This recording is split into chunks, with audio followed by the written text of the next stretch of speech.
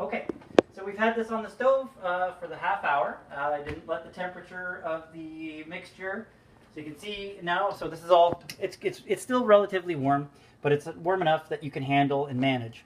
So what we had done is we had taken a 700 milliliter bottle of a high proof alcohol. If I'm holding it level enough here, you can see. So through evaporation, we're down to 500 mils. Plus, we still have to get rid of the plant material. So a lot of the alcohol's evaporated.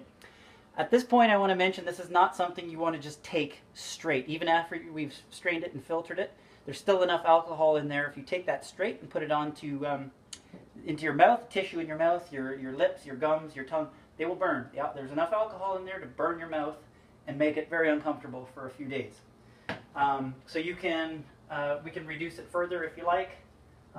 If you were treating some people who treat themselves for cancer, use a lot bigger volume, but would reduce the alcohol way down to a very sticky, fine resin. But we don't need it for that to treat autism.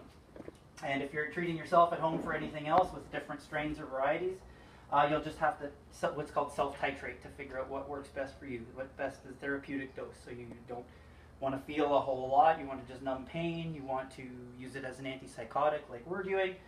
You're just going to have to experiment a little bit. So what we're going to do here is we're going to have this. So now what we've done is we've taken, earlier I showed you our Pyrex glass bowl, or a gold coffee filter. You don't have to do this with cheesecloth, but because this, like as I mentioned earlier, this is costing a lot of money. Most people that are buying cannabis through a grower or registered, or whether or not, if you're not, you know how much it's costing you. What you essentially want to do is pour out the liquid and all the plant material into there. And what you've got now is your what's called a tincture. This is your cannabis extract. So we've got it just to there. It's kind of touching the line. And we're going to pick this up and take out the filter very gently. Okay, if you do this while it's hot, guess what? You're going to burn yourself, so you wait for it to cool. And then what you're going to do is just gently squeeze. And there, you can see that just by doing that, there's still a lot in there. Cheesecloth makes it look like it's easier to... Cheesecloth you can just get, it's usually in the baking section of your grocery store. It's like $2 for a pack of, I don't know, it seems like it's 9 square meters. There's always a ton in there. So just cut off what you need. I'm going to squeeze this out, wring it right out. So we get every last drop. Okay, let's move that to the sink. Some people put an elastic around that, and you can keep that in the Tupperware in your fridge, and you can use it on if you have toe fungus or fingernail fungus. You can apply that. Pimples? Pardon me? Pimples? Never tried it on pimples. No idea. It's worth a try. It's not going to hurt. Just put a little bit on your skin. But if you have funguses, this has antifungal properties.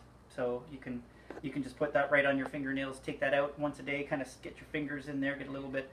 It's going to stain, it's going to be green, and it still smells like cannabis. We're going to put that in our friendly green recycling bin. And now what you have is medication. And so once this is done, now we've subjected it to enough heat already. So this is now decarboxylated. It's ready now to be transferred into a dark bottle, glass, never plastic.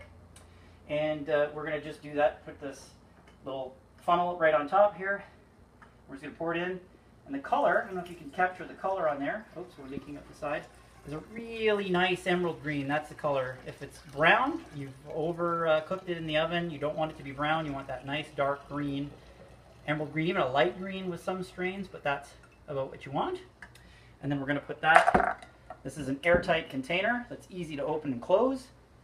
You can use something with a cap, but because cannabis is so resinous, when you pour it out, resin will build around the cap and it'll become more and more difficult to get off. So if you have one of these, if you drink beer, go buy some Grolsch. It's got one of these tops. You can use a Grolsch bottle. I got this little handy bottle. You can probably pick them up at your local dollar store. I got this from a local brewery. I went and bought some beer. Make sure that this bottle, before you put anything in there, is clean and sanitized. Alcohol is a natural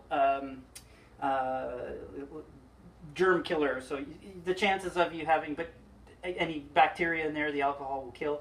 But really, you want things as clean and sterile as possible. This is what you're giving to. In my case, I'm giving it to a 14-year-old child.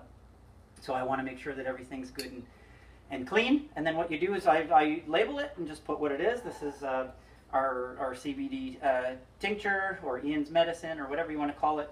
And then you just keep that in the fridge, out of light. Dark bottle keeps the light protected, and then the fridge will preserve the tincture for months if you don't go through it. But we'll go through that in just a little bit over a month. That'll take us there. So you can see this is a 750 ml bottle. I don't know if you can see with the light in the background. And our liquid just comes up to there. So 750 would be full up to there. 700 mils, which is the size of what we started with, would have been about there. So you can see how much we've actually evaporated. This is really quite a nice concentrate of medicine. And that's how you do that. So this, when you are ready to take it, you can mix it with fruit juice, orange juice, pineapple, mango, Sprite. You can, if you mix it with something sweet and mix the taste. Always start small as well. If you've never taken a cannabis tincture before, you smoke it once in a while, but you're tired of that and you want to do something else. Always start really small and feel the effect. Don't just go, I'm gonna take a shot. A shot might wipe you out, give you something that you don't want. So that's about it. We're just gonna keep that in the fridge, and feel free to answer any questions on our YouTube page, Ian's Cannabis Journey. About dosing, again, I can't really answer questions. You have to do your own thing, self-titrate. We know what works for our son, and that's it. So happy extract making. There you go. Okay, now I have to go to work.